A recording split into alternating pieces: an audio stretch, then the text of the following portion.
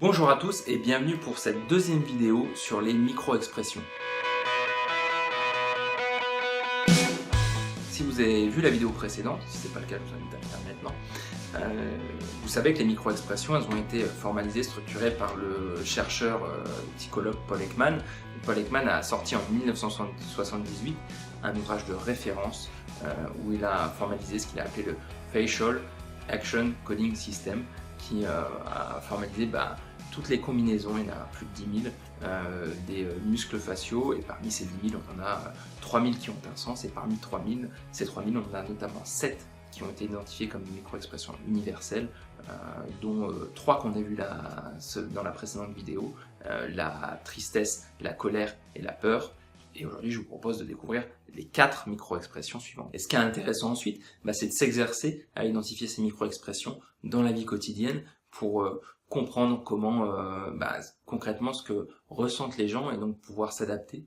Et notamment comprendre parfois l'écart entre le discours verbal et le ressenti de la personne. Et je mettrai ici tout de suite un bémol. Il faut faire très attention à ne pas tirer de conclusions hâtives, parce que ce n'est pas parce que quelqu'un fait une micro-expression de tristesse, par exemple, ou de colère, lorsque vous parlez d'un sujet X ou Y, par exemple de vos vacances, qu'elle est forcément en colère contre vous, ou qu'elle est triste à cause de vous. C'est peut-être simplement que ce que vous avez dit a rappelé quelque chose chez elle, qui de manière très fugace, très furtive, a entraîné cette micro-expression et cette émotion réelle qu'a ressentie la personne. Et donc c'est très important de bien faire attention, on ne peut jamais comprendre vraiment la personne et savoir exactement à quoi elle pense et ce qu'elle ressent sans la questionner et échanger avec elle. Bon, alors maintenant que cette petite mise au point est faite, on continue notre aventure sur la route des micro-expressions et on commence aujourd'hui par le mépris. Alors ce qui est intéressant avec la micro-expression du mépris, c'est que c'est la seule micro-expression qui est asymétrique. Qu'est-ce que ça veut dire? Eh bien, toutes les autres micro-expressions, si vous tracez une ligne verticale, en gros qui va du front jusqu'au menton, eh bien les micro-expressions sont symétriques, donc il se passe la même chose à gauche qu'à droite. Pour le mépris, ce n'est pas le cas. Et ça se remarque à quel endroit? Eh bien au niveau des lèvres, des muscles zygomatiques. Vous allez avoir les lèvres qui remontent, mais uniquement d'un seul côté. Vous savez, vous voyez cette petite expression d'un coin de lèvre là qui se relève. Eh bien d'après Paul Ekman, c'est le marqueur principal de la micro-expression du mépris. C'est-à-dire que si vous voyez ce signe-là, même si les autres signes ne sont pas présents ou pas complètement distinguables, on va dire, ce marqueur-là vous montre que la micro-expression du mépris est là et que la personne, à ce moment-là, a cette émotion du mépris. Les deux autres signes qu'on va pouvoir retrouver, c'est d'une part le menton qui se relève et d'autre part la tête qui se relève également légèrement et légèrement en arrière. Et c'est particulièrement intéressant donc pour le mépris parce que c'est par essence l'une des micro-expressions et l'une des émotions qu'on va chercher à garder enfouies, à ne pas révéler, ne serait-ce que par convention sociale. Et par exemple dans la série Lie to Me, dont je vous parlais dans la dernière vidéo, sur laquelle Paul Ekman a été consultant, eh bien ils reprennent à plusieurs reprises, en fait extrêmement souvent, des images réelles d'hommes politiques, de sportifs, etc.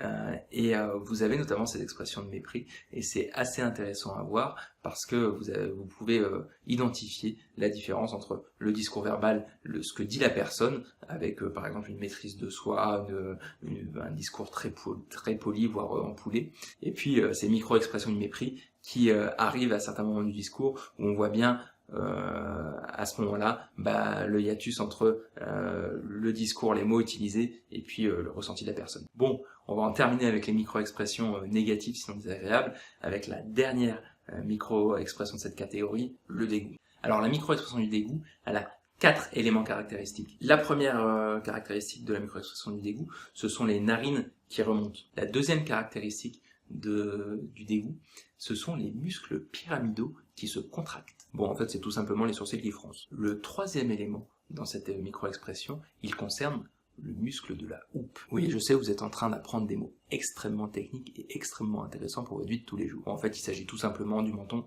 qui se contracte. Et enfin, le quatrième et dernier élément, c'est la lèvre supérieure qui se relève légèrement. Bon, ça y est, on va pouvoir prendre un peu d'air et on va passer à des émotions plus positives, ou en tout cas moins négatives. Et la première des 2 micro-expressions qui nous restent, si vous avez bien suivi, c'est la surprise. Alors la surprise, elle a 3 éléments caractéristiques. Le premier, ce sont les sourcils qui remontent légèrement. Et si vous vous rappelez bien la vidéo précédente, ça a un lien avec l'une des micro-expressions qu'on a déjà vues.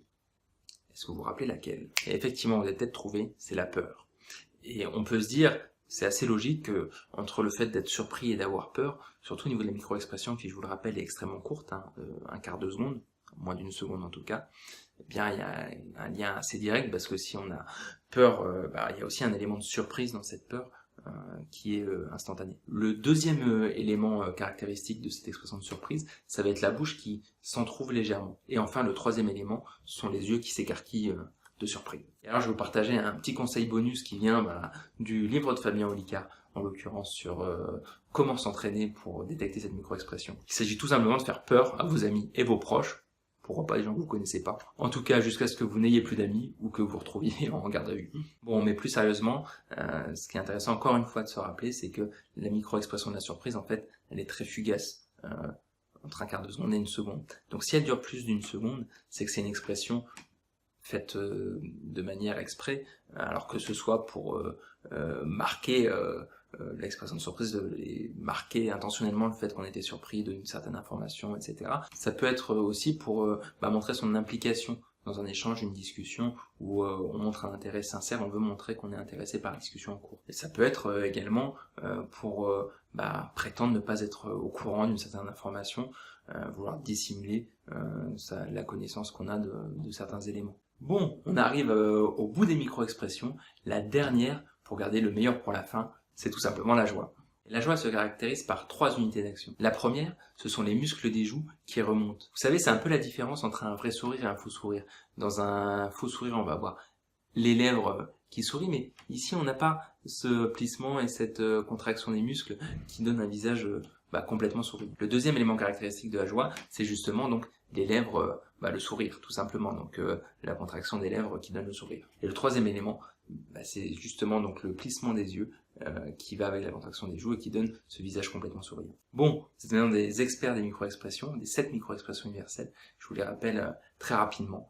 La peur, la colère, la tristesse, le mépris, le dégoût, la surprise et la joie. Et ce qui compte maintenant, comme pour tous les outils et techniques que je vous partage, c'est certes de les connaître, mais c'est surtout de pratiquer pour apprendre à les repérer chez les personnes avec qui vous discutez. En faisant attention, encore une fois, comme je vous le disais, c'est pas parce qu'on repère une micro-expression qu'on sait ce qui se passe réellement pour la personne. Après, il n'y a que le questionnement et l'échange qui permet de comprendre réellement ce qui se passe pour la personne en face de nous. Et pour terminer, je vous partage 2 conseils pour vous entraîner, au-delà du fait de regarder cette série Like to Me, par exemple, de regarder des émissions, notamment de télé-réalité. Il faut bien que ça ait un intérêt pour repérer les émotions et puis d'essayer de les identifier chez les gens avec qui vous discutez. Le premier conseil, c'est tout simplement d'imaginer une ligne verticale qui va en gros du sommet de la tête, du front jusqu'au menton, pour identifier les changements d'expression. Ça vous facilitera le fait de spotter ces micro-expressions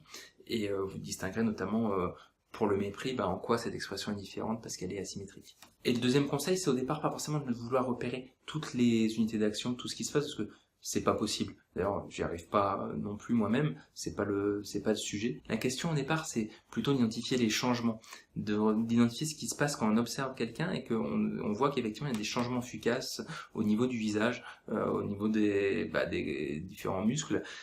Et l'analyse pourra venir dans un deuxième temps. Et dans un premier temps, déjà, de se concentrer sur ce qui se passe et d'observer avec attention, alors sans donner l'impression de scruter la personne, sinon vous risquez d'avoir effectivement de moins en moins d'amis, mais de faire attention à ce qui se passe et de porter donc votre attention en fait complètement sur la personne qui est en face de vous. Voilà, j'espère que cette vidéo vous a plu. Je vous rappelle que c'est la deuxième partie d'une première vidéo que vous pouvez retrouver aussi sur la chaîne Changer aujourd'hui. Je vous mettrai en dessous de la vidéo un lien pour pouvoir télécharger le mind map en version PDF qui reprend donc l'ensemble des 7 micro-expressions avec les éléments caractéristiques de chacune des micro-expressions. Si cette vidéo vous a plu, vous pouvez laisser un petit j'aime, me laisser un commentaire bien sûr en dessous de la vidéo. Vous abonner aussi aux vidéos Changer aujourd'hui en cliquant sur la cloche qui est en dessous, juste au-dessus des vidéos. Et puis moi je vous dis à bientôt pour une nouvelle vidéo. Merci, ciao.